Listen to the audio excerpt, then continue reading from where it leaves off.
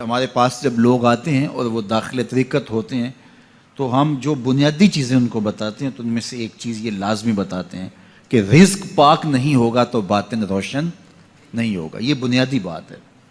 اگر رزق پاک نہیں ہے تو میرے حضور نے ارشاد فرمایا کہ ایک بندہ سفر کر کے کعبۃ اللہ کے صحن میں پہنچتا ہے اور کعبے کے پردوں کو تھام لا ہے، وہ یمد یدیہ، اور لمبے لمبے ہاتھ کر کے کہتا ہے اے اللہ، لیکن اس کا کھانا حرام ہے، اس کا پینا حرام ہے، اس کا لباس حرام ہے، وہ غزیہ بالحرام، اس کو غذا حرام سے دی گئی ہے۔ میرے حضور نے فرمایا اس کی کوئی دعا قبول نہیں ہوگی۔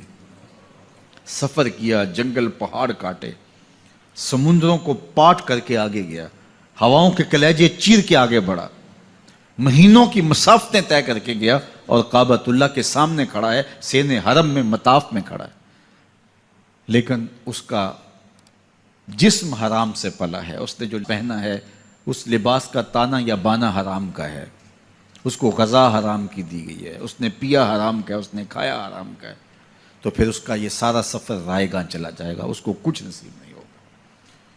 تو سب سے پہلی شرط اس عنوان سے عقل حلال ہے، اس کے بعد پھر صدق مقال ہے کہ آپ کی زبان جھوٹ نہ بولے۔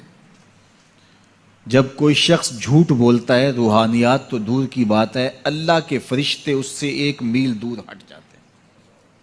جب کوئی شخص جھوٹ بولتا ہے تو حدیث پاک میں آتا ہے اس کے منہ سے ایک خاص قسم کی بدبو نکلتی ہے، اس بدبو کو ہم نہیں سونگھ پاتے لیکن فرشتے سونگھ لیتے ہیں، چونکہ فرشتے انتہائی حساس مخلوق ہے، اور وہ جھوٹ کی وجہ سے نکلنے والی بدبو کو سونگھتے ہیں۔ اللہ نے حضرت امام اعظم امام ابو حنیفہ رضی اللہ تعالیٰ عنہ کو یہ بصیرت عطا کی تھی اور یہ باطنی نظر بخشی تھی کہ جب کوئی شخص وضو کرتا تھا تو اس کے وضو کے پانی سے پہچان لیتے تھے کہ یہ کس گناہ کا مجرم ہے۔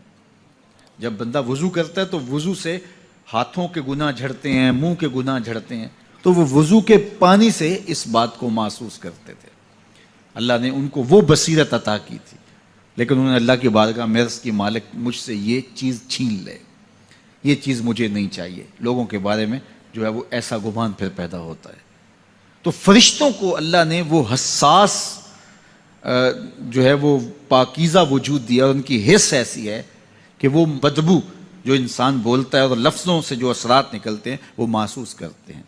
تو جب کوئی شخص جھوٹ بولتا ہے تو اس کے جسم سے، اس کی زبان سے جھوٹ کے ساتھ بدبو نکلتی ہے، اللہ کے فرشتے 1 میل دور تک پیچھے ہٹ جاتے ہیں۔